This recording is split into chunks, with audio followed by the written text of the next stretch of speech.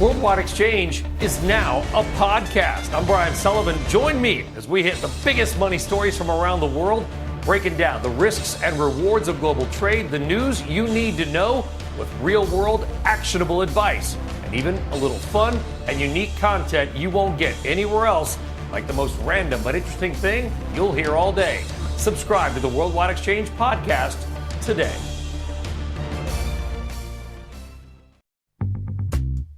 Hello, everybody, and welcome to The Keynote by CNBC Events. I'm Tyler Matheson. On this podcast, we bring you in-depth, candid conversations with executives, experts, and thought leaders. Today, a conversation with actor and author Matthew McConaughey. In his best-selling memoir, Green Lights, McConaughey shares stories from his life and career, as well as his personal philosophies on work and success. McConaughey spoke to my colleague Carl Quintanilla at CNBC's At Work Summit on March 30th, 2021, an event where we focused on the future of the workplace and what it may look like when we all get back together. Here's their conversation. We've talked a lot about returning to the office safely through protocols, managing COVID. We've talked about how technology is going to alter sort of workplace culture. But I hope you won't mind if we turn to you and talk about how we're going to inspire workplace culture, how we're going to manage our differences, how we're going to create greater understanding, especially given everything we've been through in the past year, the polarization, racial discussions, obviously paranoia about the disease. How much are you thinking about that? Obviously, it's deeply embedded in your book, and there are so many lessons that we can point to in the next few minutes. Yeah, I mean, the hope is that this last year especially has shaken our floor enough that when we do turn the page and we get our freedoms to go engage again, that we don't snap right back. That hopefully this last year, when we were forced to reevaluate what the hell matters to us in lives, in our own lives, a year where we were forced to do that, hopefully we're going to take those reevaluations out of this year and evolve a little bit as people, as individuals as well. How are we going to turn that page, though? Because things have changed. You were talking about a work from anywhere, anytime world.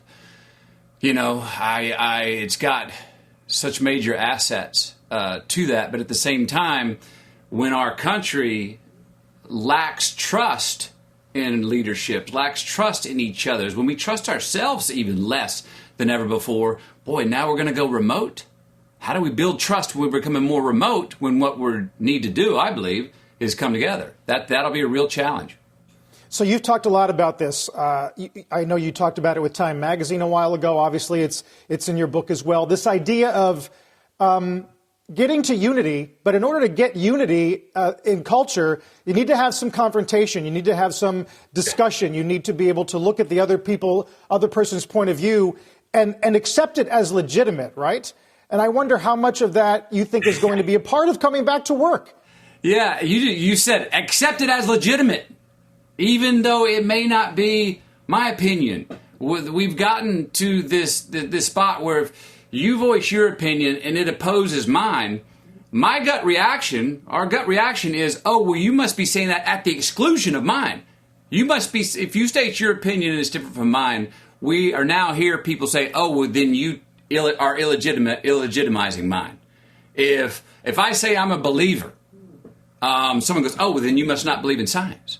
Well, I didn't say that. No, I just said I was a believer and I believe in science. We have such contradictions, and when we start realizing that those are actually paradoxes, that both are true, that two differing opinions can exist at the exact same time, then you can have a conversation. Then you can put it on the table. Now we can discuss it. We can come away going, I still disagree, but fundamentally, principally, you and I are attached. You and I can still be attached even though we have opposing views, saying we have similar expectations of each other, civilly, civically, as people. And we're not doing that right now. We're illegitimizing people, and that is not there's no way that can be the way forward.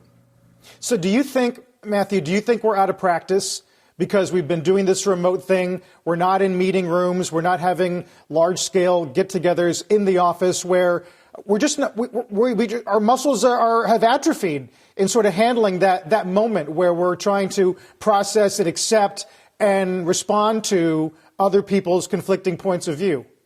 I think, look, it's a muscle that'll get back in shape very quickly, but let's not let it just get back in shape how it used to be. Let's get it in better shape than it used to be. It's there. I believe it's going to be like riding a bike. But the challenge now is, look, we've had a year of limbo. And anytime you're going through a transition, you get limbo. And what do you lose in limbo? You lose identity. We need something solid to hold on to. So in this year of limbo, when we're missing identity, we have an uncertain future more than ever before. What is the human nature to do? You want to run to something, a pole to grab on and go, okay, I've got a stance here. I feel like I'm on solid ground. Well, those poles have been on the flanks on the left and the right. And I believe that some people are feeling like they're having buyer's remorse by running so far to the right and left. Once they hung out and sat at the table and heard opinions from people that were over there, and they're going, well, I'm a little more centric than maybe I thought I was. Maybe I ran too far right, ran too far left. The muscle memory will be there. I think it's a great opportunity to redefine it for the reasons I was saying earlier. The one person we have had to have the discussion with more than ever before is ourselves in this last year.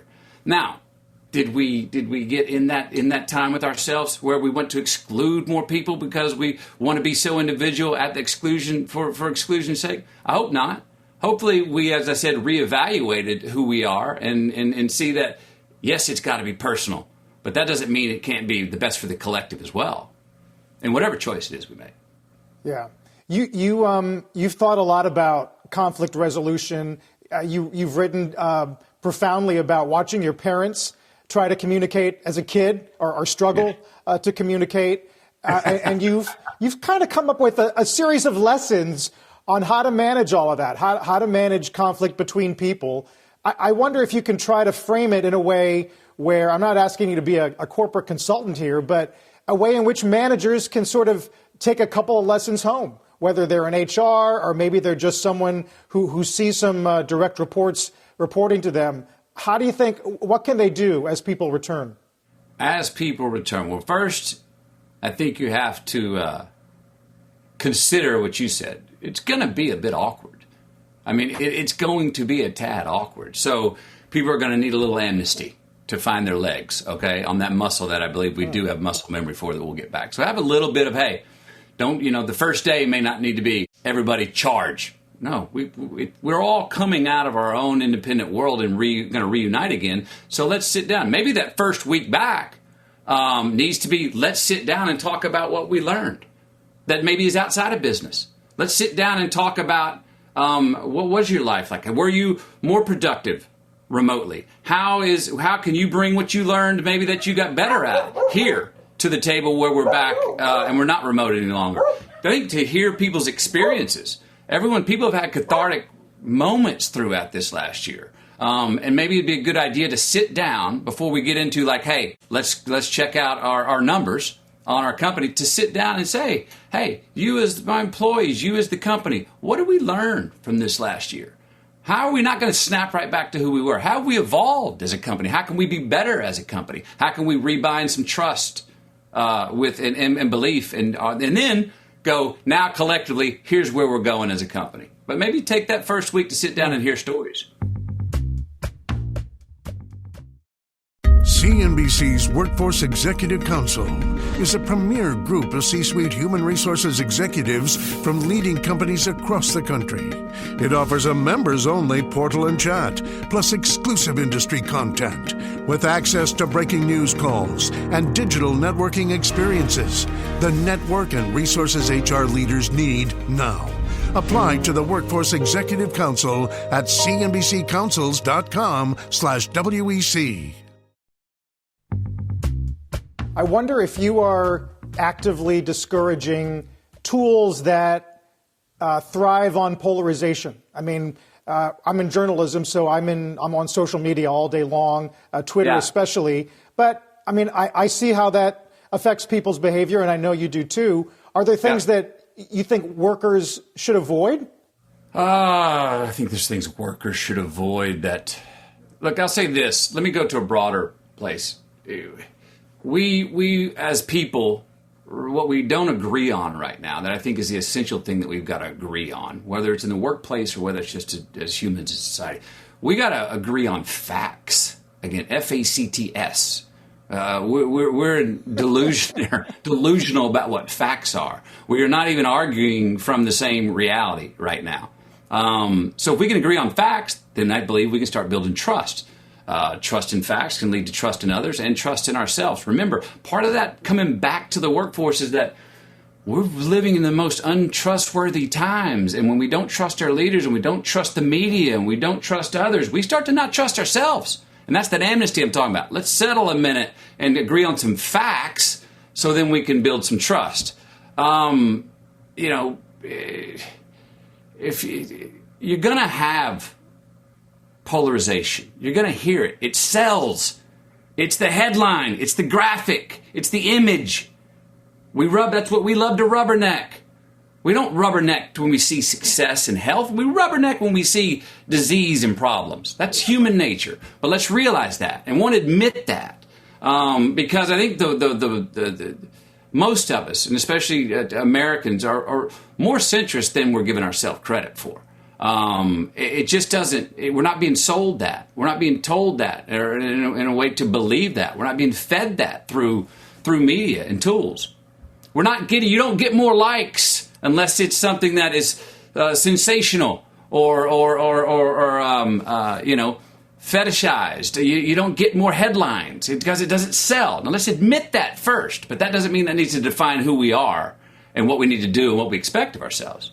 So you're getting now to a really interesting point, and that is leadership in this country, whether it's corporate, whether it's political. I wonder if you think that playbook that has been used in recent years where you're trying to get people to rubberneck and get attention, do you think that is still the predominant playbook in leadership, or are we getting closer to a place where it seems you're trying to go, and that is being aggressively centrist, in your words, thinking about the we and not the me? No, look, the rubbernecking and the mudslinging still sells, baby. We know that. It sells. And as long as, and I get it. I have fame and I have money, but as long as more money at whatever cost and fame at whatever cost is the top two priorities of what we deem you to be successful for, how you win a blue ribbon, how you get a gold medal, bank account only, forget the souls account. As long as that's the measuring stick, if that's at the height, well, in the end, we're all going to lose. And then mind you, I'm for money and I'm for fame, but how we get those things, how we treat others, how we treat ourselves, fills the souls account along the way. And that's long-term ROI that I think CEOs need to double down on more. We've seen in the last year CEOs be much more functional than the government in many ways. So are CEOs ready to take the responsibility to say, hey, I'm going to pay my tithe. I'm going to give back to the shareholders and the stakeholders. I'm going to pay back to the city that I'm in, that I moved to because I left a place that I didn't want to be, and I don't want to turn this city into why I left that one. We're dealing with that in Austin, Texas. You don't come here trying to turn this place into why you left where you came from. So CEOs are in a position of more power right now than I think they ever have been to lead where we're going to go as a people and as a country. Yeah. I know you're a graduate of UT, like my dad, and you know Texas well, and you're talking about the flow from California and New York to some degree. I've got buddies who have moved to Austin along with everybody else in the past year. I wonder if you believe in this sort of notion that, to your broad point about culture, we're entering sort of the purpling of America, where the cities lose some people, and that's going to come at a cost to those cities. But overall, the disparity of political view evens out. And whether or not you think that's long-term healthy. I do think it's healthy. Look, purple, we have a misnomer with what centricity is. I think, we got to remember, unity does not mean uniformity. I'm a meet you in the middle centrist. And the thing is now, that's always been perceived as like, oh, that's the gray area of compromise. Oh, that means you're not about anything. Now more than ever, to come together in the middle is a radical dare. It is, you want to be radical, come to the middle. I dare you. The extremes have gotten so far out. Someone said to me before, there's like, nothing in the middle, but nothing in the middle of the road but yellow lines and dead armadillos. I said, listen to you, but I'm walking down the middle of the highway right now, and the armadillos are running free because the extremes are so far right and left, their tires aren't even on the pavement anymore. So it's a radical dare now, and whether it's called purple or whether it's called central, you got to remember this: in the middle, it's not necessarily a stable position. It's actually an agile stance in relation to positions on different platforms, left and right. So it's not a fence post. It's an agile stance that I believe is hopefully where we can head and where we're going. Yeah. I mean, you seem long-term optimistic. I know there's my favorite line in one of your excerpts in the book. You say, the red light year of 2020, if we work hard enough, will inevitably turn green and perhaps be seen as one of our finest hours. Yeah. So how does that happen? How does it happen? When we come back and start re-engaging somewhere in 2021, which it looks like we're going to do, we don't snap right back. We don't live in a way where we look back at 2020 and go, oh, remember that year back there? Remember that little aberration? No, we're going through a major growing pain. And as I said at the beginning, hopefully our floor has been moved enough where we go, no, I'm a different person coming out. I'm going to go about my engagement with the world because I didn't like how it's going. I don't like what got exposed in this last year. That wasn't brand new. A lot of the problems we had in this last year were not new. They just really got exposed and got the spotlight put on them this last year. So there's ultimately, we have to be optimistic about that. What's our choice? We got to look at that and go, that was a growing pain. Did we learn anything? And are we willing enough to have the fortitude and the resilience to go, yes, we did. I learned something. I learned something about myself. Did you learn something about yourself? And I'm going to take that into life, changed as a more evolved person. Don't give up on that. Don't snap right back and go, whew, we skipped by. We got away with 2020. Now I'm glad that's over. No, it was there for a reason. It's hardship for a reason. There was sacrifice for a reason. There's things to learn for a reason. Let's turn the page, not necessarily in the same chapter. Let's turn the page and start the new chapter. So I'm a little ashamed to ask this, but given everything you're saying and given the way in which people may be inspired by it, certainly I am, how are you addressing questions about running for office? I know you've discussed it repeatedly. You've said it's a serious consideration. Yeah. You talked to Al Roker just a few weeks ago. I mean, what is left to be said about you and public office short of filing papers or raising money? The only thing that I have to say is what I have said, and I'm not teasing the idea or anything. I'm actually trying to look it in the eye and give it serious consideration. I have a new chapter for myself and personally in my life. I believe it is in some sort of leadership role. I don't know what that role is. I don't know my category. We've been talking about the why of leadership, and even I would say we need some more good leaders. And I'm not just talking about me. I'm talking about you out there, everyone out there. We need leadership. So I'm not just talking. We've been talking about the why we need leadership. My question for me is, what's my how? Talked to you a second ago about CEOs have more power now to influence where we go and make functional changes. The private sector has an incredible amount of power to change where we go from here. Well, so does politics and politicians and government officials. I'm still working on for me, what is my category moving forward? That would be best for the most amount of people, but also best for me and my family. And those are real considerations that I'm given to what my future holds. Can I get away with one movie star question before we go? Yeah, go for it. All right, so we're CNBC, we cover Wall Street, and it's legend on the street, the scene in Wolf of Wall Street, where your character, Mark, goes to lunch with Jordan, and it's Fugazi, it's a woozy, it's a wazi, it's fairy dust. Can I get the definitive breakdown of how, yes, exactly, of how that moment got caught on camera? Well, I mean, it was one of those characters in a scene that when I first read it, I was like, whoa, this is a doozy, Fugazi. This character's wonderfully out of his mind. And I was like, well, what if he really believes this? And so I started interviewing different brokers from that time, et cetera, et cetera. And I started extending the scene and writing more things that my character might say and do. And Leonardo and I do the scene. Scene's great. Before each scene, I'm banging on my chest. For myself, it's a relaxation technique, right? And then when we start the scene, I quit doing that and I do the scene. So we do the scene 5 times. We've got it. We're moving on. Leonardo's idea was he raised his hand. He goes, what's that thing you're doing before the scene where you're beating on your chest? I told him. And he goes, what if you did that in the scene? And so I said, sure. Next take, that's what you see.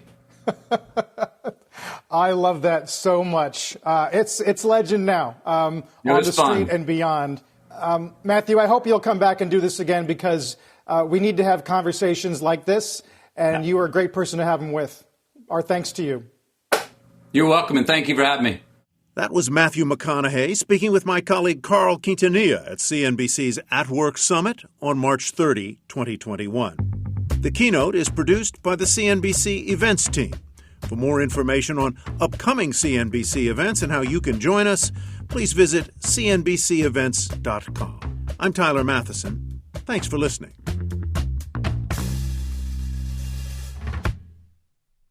You got to take a listen to this. It's Squawk Pod. That's right. CNBC's flagship business news show is a podcast, Squawk Pod. This is CNBC Control 2? It is not just the show, folks. It might be even better because it's only audio. Join me, Katie Kramer, as I take you inside the Squawk Box control room and beyond the headlines of our TV broadcast with Joe Kernan, Becky Quick, and Andrew Ross Sorkin every weekday. Roll Alpha. Subscribe to Squawk Pod on Apple Podcasts, Spotify, Stitcher, or wherever you get your podcasts.